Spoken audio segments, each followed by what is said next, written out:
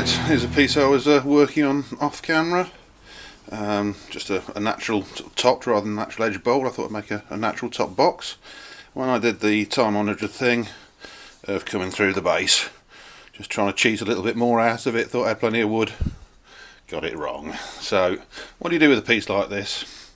The lid I'm quite happy with. I was always going to put a contrasting knob on the top there to cover the hole for the screw chuck, so quite happy with that. But what do I do with the bottom of it? Well, I've sat and thought about it for a while. I don't really want to just try and put a little plug in there and cover it up. I've done that before. It tends to look a bit clumsy. So I think what I'm going to try and do is take this hole out wider and actually build a foot, if you see what I mean. Like almost like a goblet foot, maybe a bit smaller, to go in the middle and see what that looks like. And I'll do it in the same contrasting wood that I use for the top. If it doesn't work, then really nothing doesn't cost me anything. I've learnt a bit. But if it does, it might rescue a piece that otherwise would be bound for the bin. I just can't quite bring myself to throw away that. I was quite happy with it until the moment I went through the bottom. So let's see how I get on. Right, so I've had a look through the rack and found this piece of Jatoba, just an end piece that I've not used, from another project. I think it's got an interesting sort of tone with this, sort of milkier shades of brown, I guess. So I want to make a knob and a small upstand for the bottom out of this. So I'm just going to carve something out. I think we'll do the base first. I'll get that formed, then I'll do the knob for it, and also a little inside filler piece for there to cover that end of the hole, a little button, and then we'll be able to do the repair on the bottom of this. So I'll get those pieces made up and we'll take it from there.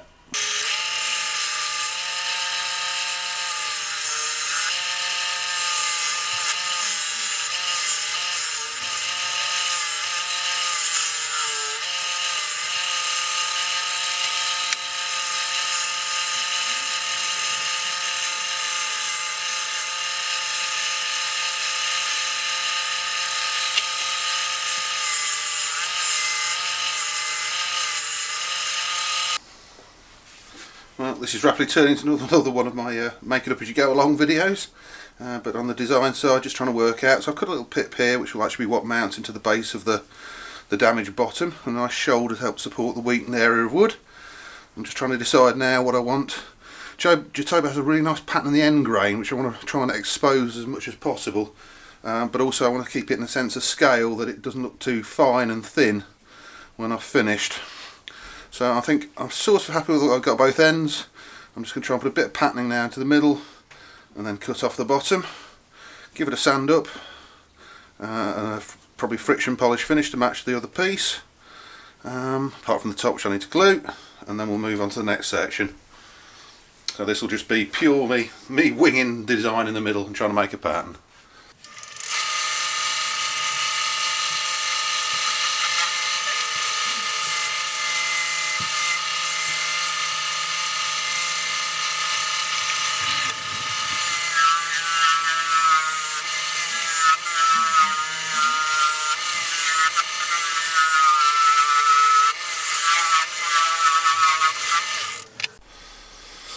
Right, so I'm just going to sand this first section off and then I'll saw off this piece and we'll start on the next part of the puzzle, which will be the handle for the lid.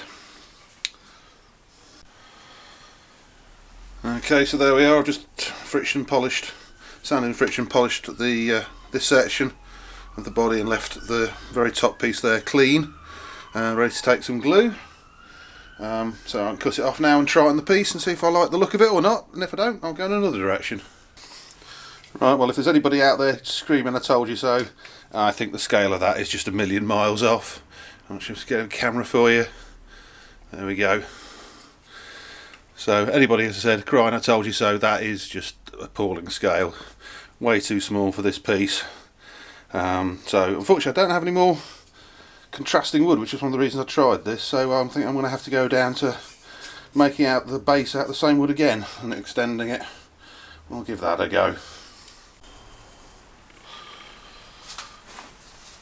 Okay, so complete change of plan here. Let's put some light on the subject. Complete change of plan here. What I'm going to do now, I've got it mounted so I can hollow out and remove the centre piece here. and that'll give them a mounting for the new base, which I'll then turn back on the original jaws again. It's just going to clean it up, but I'm going to use the original timber as well, so I'm going to use another piece of ash. A bit of a shame, it's a lovely pattern through the bottom of this, but beggars can't be choosers, and I'm going to turn the foot out of that and then a finial out of that as well, and let the bark be the contrast. So we'll see how that comes out.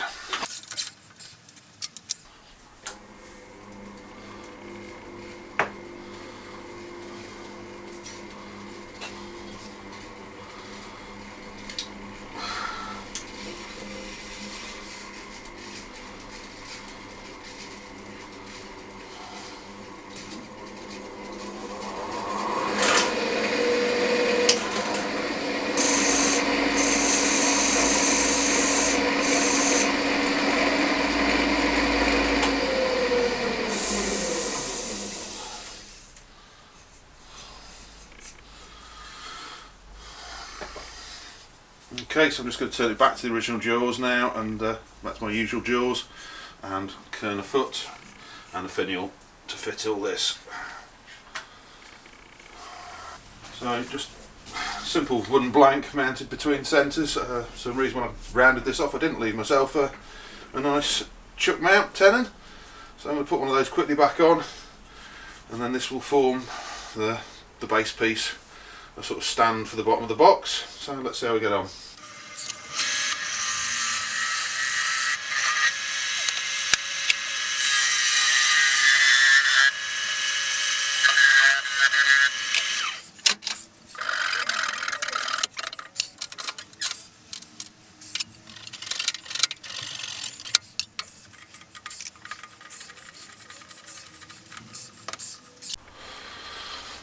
So now I'm going to true this up and then put on the tenon this end, which will fit into the hole we left in that base, and hopefully patch it. I'm going to take this quite a lot in. I don't want this foot to be this wide, and probably not that tall either.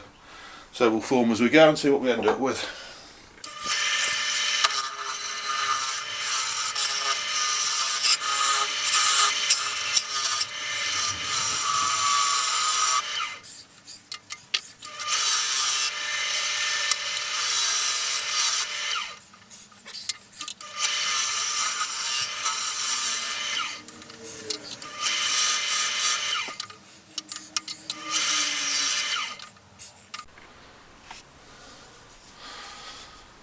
Okay, so I'm shaped and sanded the way I want it.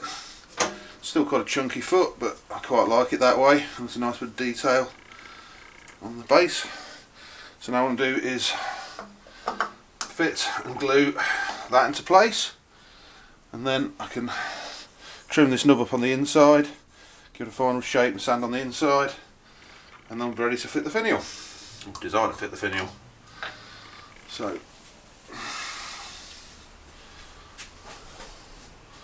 just using standard wood glue, nothing fancy here.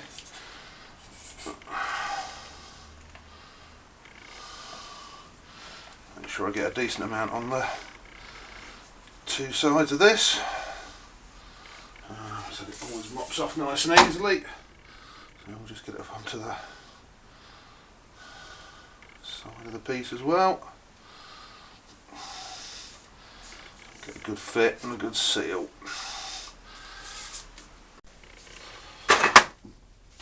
So as is my way, I've sanded it and glued it and thought, yeah, I want to put some more pattern on that. So I think I am actually going to try and put a sort of bead on the bottom of this stand and just a little bit of detail, maybe a bit of lining. I'll keep the inside fairly simple on this section, but it will help offset when I put the finial on the top.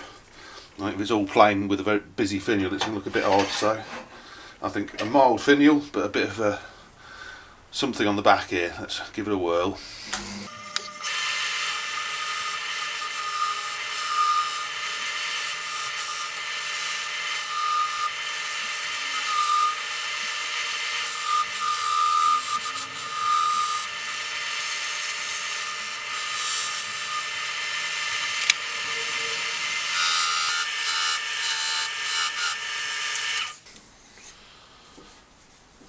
Okay, I think I'm just going to clean that up, and then it'll be time to clean them. Well, I'll do the middle first, but yeah. Right, it's time to clean out the inside piece here, so I'll just move the camera around and we'll have a go at that. And it's time for sanding again. Okay, so I've got this little button I need to do something with in the middle.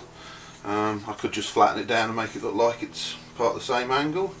Sort of tempted by that actually, because I like the bottom profile, and that will just then leave it as a sort of different grain pattern button. So I think I'm going to give that a go. See if I can get you a good position to watch from. Right, try and keep out of the way, but obviously working this end piece I do need to lean to see what I'm doing, so apologies in advance if I obscure the camera.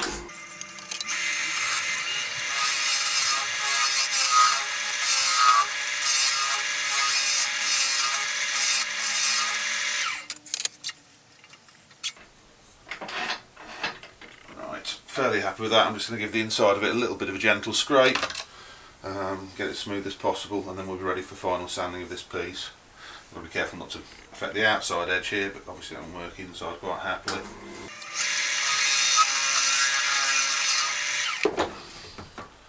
Again, just being a bit careful here because I don't want to go through twice. That would be just foolish. So yeah, I think I'm going to give it a sand at that, get the outside here, and then just part it off, and that'll be the first part done. And I've just got the finial. Okay, all sanded, so this bit I always love, said before. Adding the shellac sanding, seeing the grain for the first time. Always pleasant.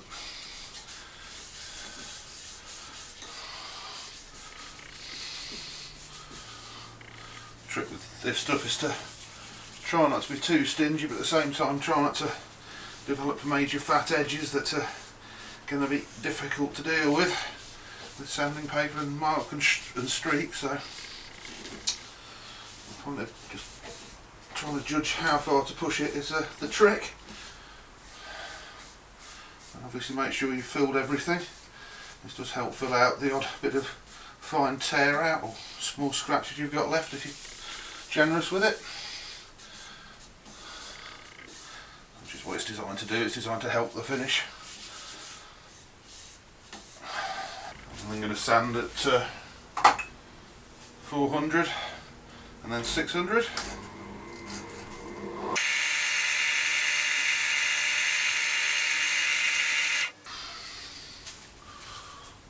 Right, that's done. I'm going to put another sealing layer on.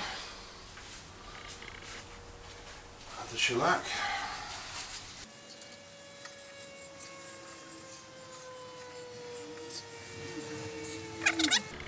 Particularly once you're on the second and third coats. I'm going to go actually 2 coats of this. This could be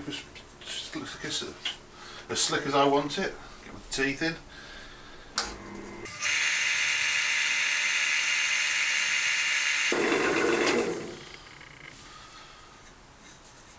Okay, I'm going to finish it with chestnut friction polish. I'm going to decant this because I use it in such small amounts it's hardly worth it.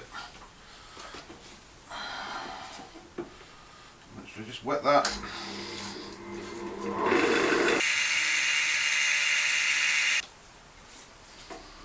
Right, very happy with that. There's a nice bit of flash out coming out on camera. And just part that off now.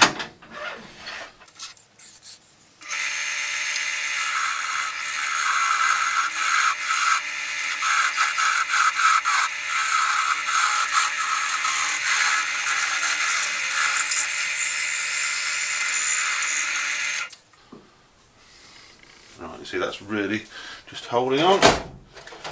And in this case, flush trim saw works quite nicely. Just take it off.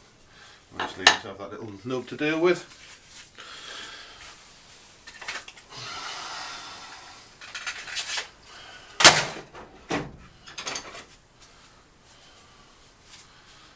What I use to deal with that is just a nice sharp chisel.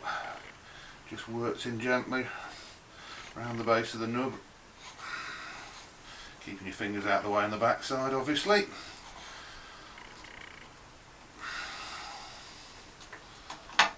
Just then start to work it away.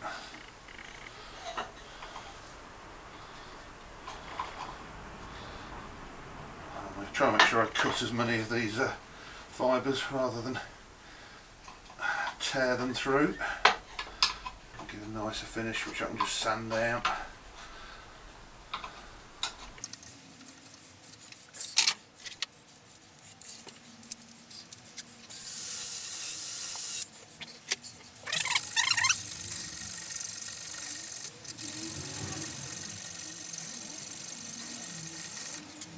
So here we have progress so far. That's the base. And now we've got to mount the top to it and put its finial in place. Grain that's the right way round. I do believe that one's supposed to be it. So now I just need to mount a finial into the top of this. So I'm just going to clean that edge up with a chisel. This is where I originally had it mounted in the screw mount. And then just design a finial that will plug that and just nicely finish out the bottom there. So.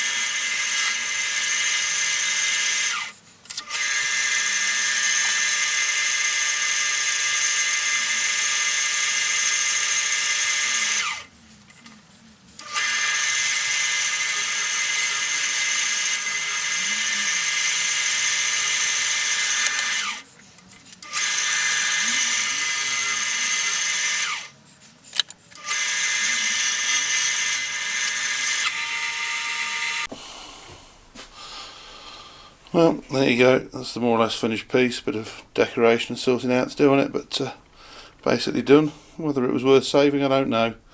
Still not sure I actually like this piece all that much, but it was an interesting experience if nothing else. And yeah, I might keep that one just for the reminder of how not to do things maybe. Yeah, it's sort of interesting. Maybe some people like it, some people don't, and I'm sitting on the fence. See you in the next video.